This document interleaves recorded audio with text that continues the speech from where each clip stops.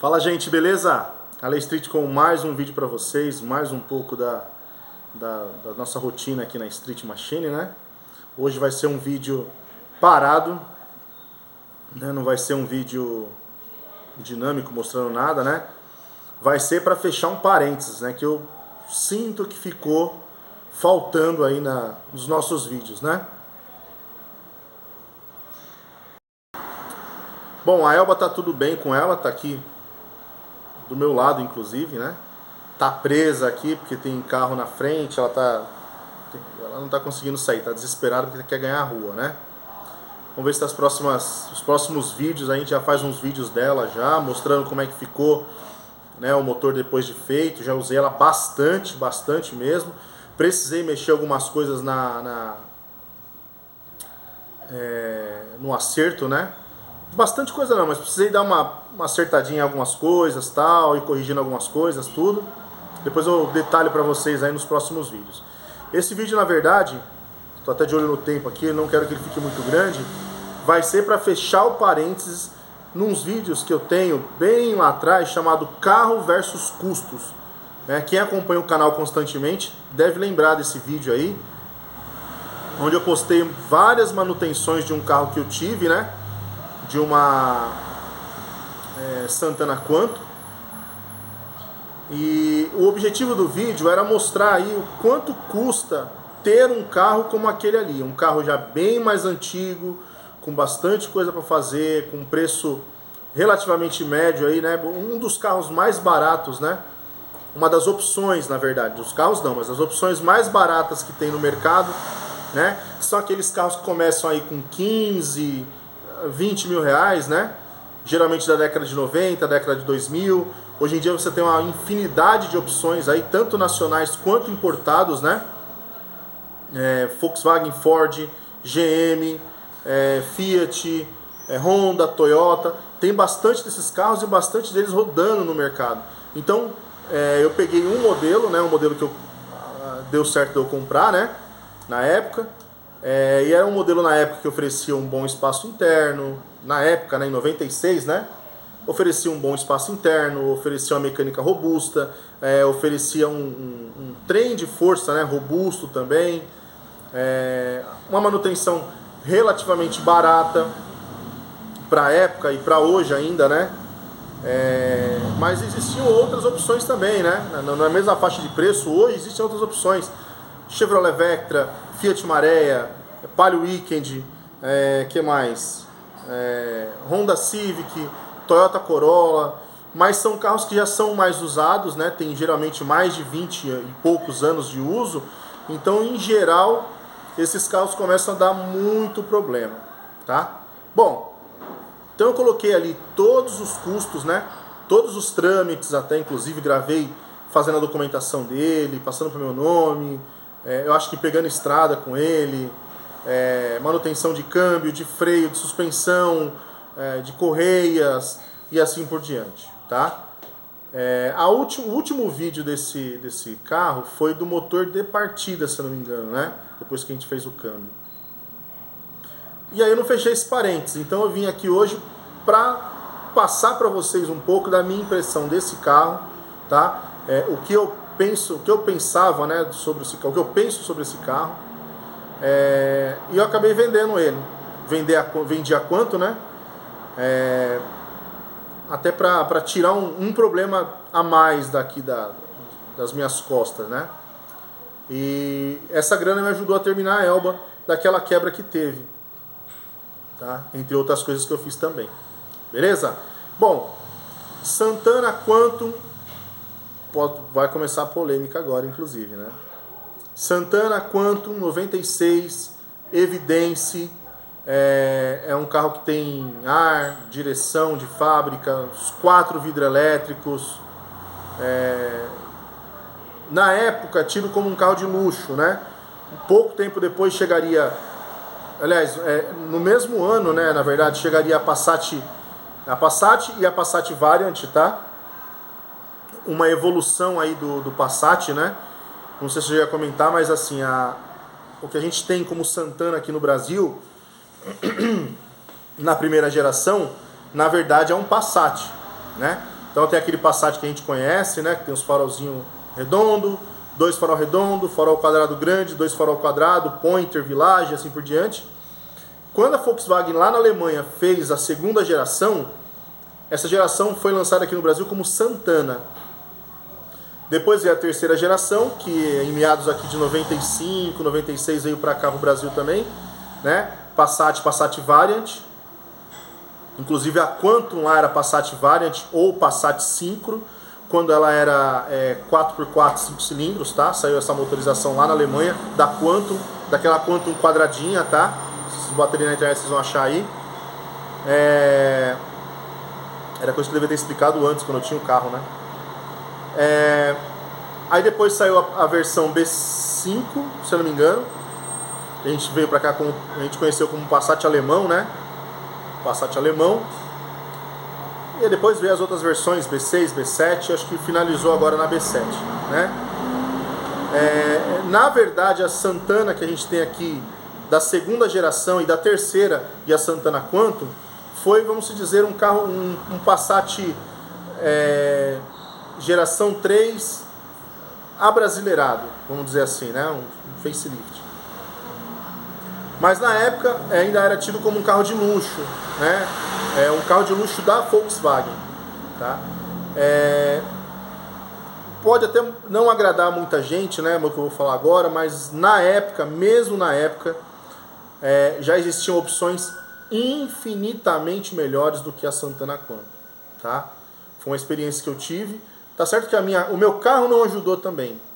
Embora quando eu peguei ela estava bem conservada, assim, né? Ela enganava bem, né? Mas não, foi uma experiência que não me agradou. Não digo que é um carro que eu teria novamente, tá? Por mais que seja a mais zero do mundo, a mais perfeita, sem nenhum problema de funilaria, sem nenhum problema de estrutura. Aliás, a minha não tinha problema estrutural de batida, nunca tinha sido batida. Tinha todas as lanternas originais. O que eu gostava dela é que tudo que eu desmontava tinha ali o logo da montadora. Mas é um carro que não me agradou. Não me agradou, tá?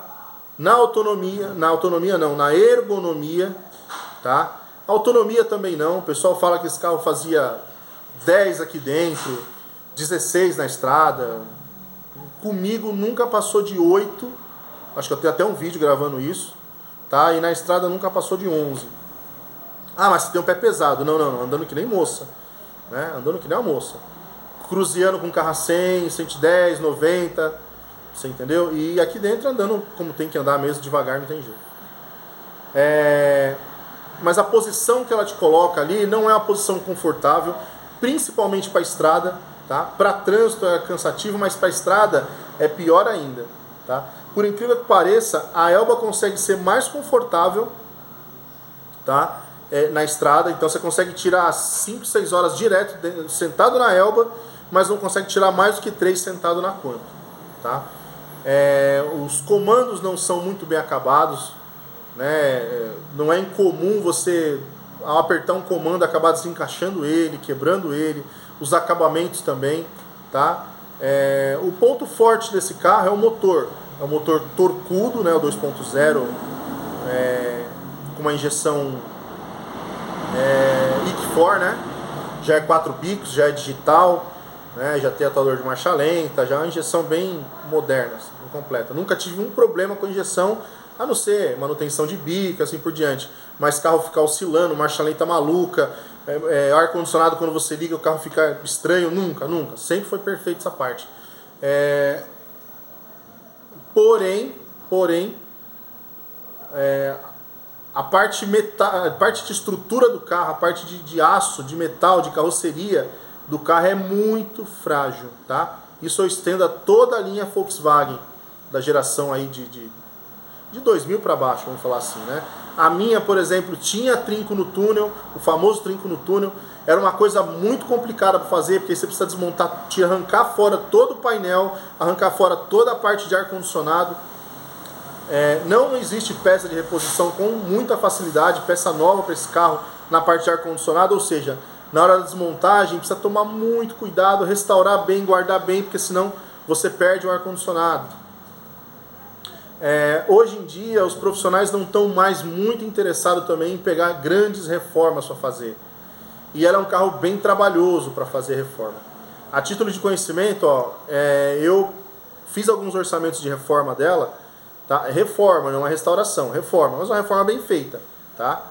Onde eu prometia desmontar o carro inteiro aqui na oficina, inteiro, tirar motor, câmbio, vidros, painel, bancos, carpete, teto, forros laterais de porta, todos os acabamentos, entregar o carro só a carroceria com a suspensão e os pneus. Se fosse o caso, até desmontaria depois na oficina, né? A suspensão com os pneus, né? Para ficar só a carroceria mesmo. E o orçamento mais barato que eu encontrei foi de R$12.000 para fazer ela inteira. Funilaria e pintura. Tá? Então ia tornar inviável, porque assim, eu ia gastar, vamos supor, 12 mil. Nunca fica em 12, né? Vamos chutar para alto, mais alto, né? Eu ia gastar 15 de funilaria e pintura. Depois ia vir para montar. Tudo aquilo que eu tirei, posso falar que 60% daquilo volta para o carro. Os outros 40% eu tenho que comprar novo, eu tenho que arrumar em algum lugar, tenho que restaurar, né? Porque não encaixa, são 20 e poucos anos, quase 30 anos ali colocado naquele lugar, né? Então é bem provável que eu teria que comprar novo, teria que, enfim. Então ficaria inviável. Então essa é a parte ruim desses carros, tá? Mais antigos. Se você for reformar realmente, não vale a pena, tá?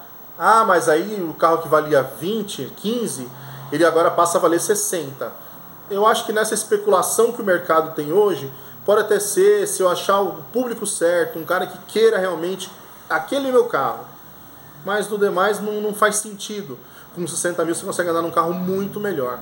E em termos de melhoria, em termos de qualidade de carro, infelizmente, não superou as minhas expectativas a Santana Quanto.